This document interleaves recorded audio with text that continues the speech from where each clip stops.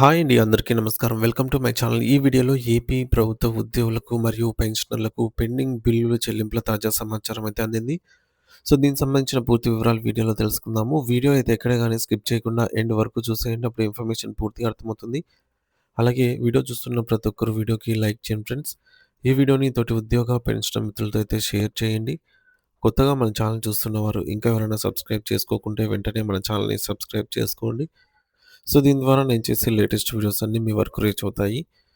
ఇక ఆలస్యం చేయకుండా వివరాల్లోకైతే వెళ్ళిపోదాము.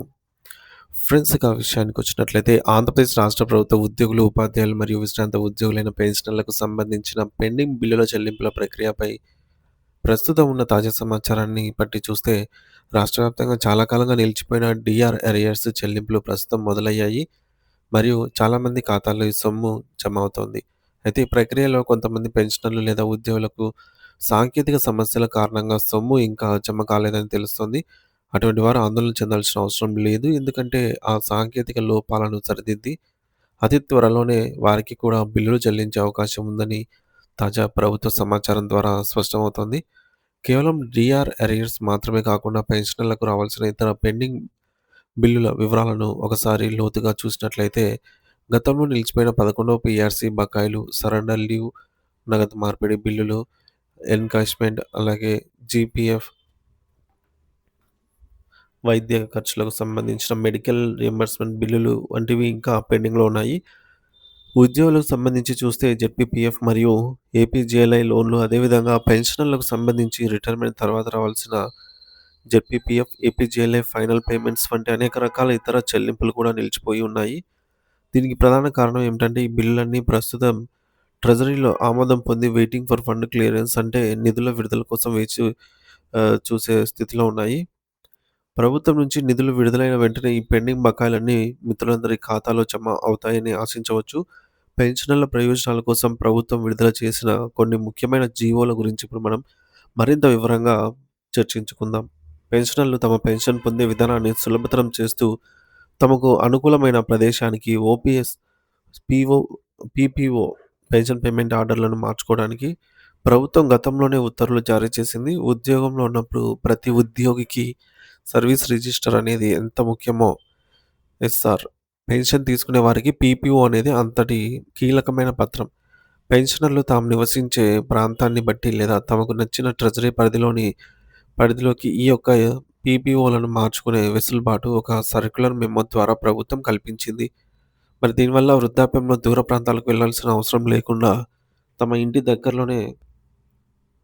దగ్గరలోని ట్రెజరీ ద్వారా సేవలు పొందవచ్చు. ఇంకనూ 70 సంవత్సరాలు పూర్తి చేసుకున్న వయోవృద్ధులు, పెన్షనర్లు లేదా ఫ్యామిలీ పెన్షనర్లకు ఒక శుభవార్త ఏమిటంటే వారికి అదనపు క్వాంటమ్ పెన్షన్ మంజూరవుతుంది. దీనికి సంబంధించి ఆర్థిక శాఖ జీవో నంబర్ 30 డేటెడ్ ఆన్ 20 ఫిబ్రవరి 2022 ప్రకారం 70 ఏళ్లు దాటిన వారికి పెరిగిన ఖర్చుల దృష్ట్యా కొంత శాతం అదనపు పెన్షన్ పొందే హక్కును ప్రభుత్వం కల్పించింది. ఇది వారికి ఆర్థికంగా గొప్ప ఆసరాగా అయితే నిలుస్తుంది. దురదృష్టవశాత్తు పెన్షనర్లు మరణించిన సందర్భాల్లో వారి అంత్యక్రియల ఖర్చుల కోసం ఇచ్చే ఆర్థిక సహాయాన్ని ప్రభుత్వం పెంచింది. గతంలో ఈ మొత్తం కేవలం రూ. 15,000గా ఉండగా, ప్రస్తుత పెరిగిన ధరలను దృష్టిలో ఉంచుకొని జీవో నంబర్ 60 డేటెడ్ ఆన్ 6థ్ జూలై 2022 ద్వారా దీనిని రూ. 25,000కు పెంచుతూ ప్రభుత్వం నిర్ణయం తీసుకుంది. ఇది మరణించిన ఉద్యోగి కుటుంబానికి ఆ క్లిష్ట సమయంలో కొంత ఊరటనిస్తుంది. అలాగే పెన్షనర్ల సామాజిక భద్రతను దృష్టిలో ఉంచుకొని ఎవరైనా పెన్షనర్ యొక్క నెలవారీ ఆదాయం రూ. 10,000 కంటే తక్కువగా ఉంటే వారు బీపీఎల్ లేదా రైస్ కార్డ్ పొందడానికి అర్హులని 2023 ఫిబ్రవరి 22న జారీ చేసిన మెమో ద్వారా స్పష్టం చేశారు. దీనివల్ల తక్కువ పెన్షన్ పొందే పేద పెన్షనర్లకు ప్రభుత్వ సంక్షేమ పథకాలు అందే అవకాశం కలుగుతుంది. కుటుంబ పెన్షన్ విషయంలో కూడా ప్రభుత్వం మానవీయ కోణంలో ఆలోచించి కొన్ని కీలక నిర్ణయాలైతే తీసుకుంది. వితంతువు లేదా విడాకులు పొందిన కుమార్తెలకు కూడా తమ తండ్రి లేదా తల్లి యొక్క కుటుంబ పెన్షన్ పొందే అర్హతను కల్పిస్తూ జీఓఎంఎస్ నంబర్ 315 డేటెడ్ ఆన్ 7థ్ అక్టోబర్ 2010ను జారీ చేశారు. సో, ఒకవేళ పెన్షనర్ బ్రతికి ఉన్న కాలంలోనే ఈ కుమార్తెలు వారిపై ఆధారపడి జీవిస్తున్నట్లయితే పెన్షనర్ మరణానంతరం వీరికి పెన్షన్ లభిస్తుంది. అంతేకాకుండా పెన్షనర్ భార్య మరణించినా లేదా పునర్వివాహం చేసుకున్న సంతానం లేకపోయినా ఇతర నిబంధనల ప్రకారంగా కుటుంబ పెన్షన్ కొనసాగింపుపై 2026 నాటి ఫైల్ నంబర్ ద్వారా స్పష్టమైన వివరణలు ఇవ్వబడ్డాయి. ముఖ్యంగా పెన్షనర్ బ్రతికున్నప్పుడే ఆ కుమార్తెలు వారిపై డిపెండెంట్‌గా ఉండాలంటే నిబంధనలను ఇక్కడ గమనించాలి. ఎన్‌కాష్‌మెంట్ ఫ్యామిలీ పెన్షన్ గురించి తెలుసుకోవడం చాలా అవసరం. GO MS number 2 dated on 17థ్ జనవరి 2022 ప్రకారంగా ఒక రిటైర్డ్ ఉద్యోగి మరణిస్తే, వారు మరణించిన తేదీ నుండి 7 సంవత్సరాల వరకు లేదా ఆ ఉద్యోగి బ్రతికి ఉంటే 67 ఏళ్ళు వచ్చే వరకు ఏది ముందైతే అది వారి కుటుంబానికి పెరిగిన పెన్షన్ అందుతుంది. ఒకవేళ ఉద్యోగి సర్వీస్‌లో ఉండగానే మరణిస్తే ఆ కుటుంబానికి ఏకంగా 10 సంవత్సరాల పాటు లేదా సదరు ఉద్యోగికి 67 ఏళ్ళు వచ్చే వరకు ఎన్‌కాష్‌మెంట్ పెన్షన్ అనేది లభిస్తుంది.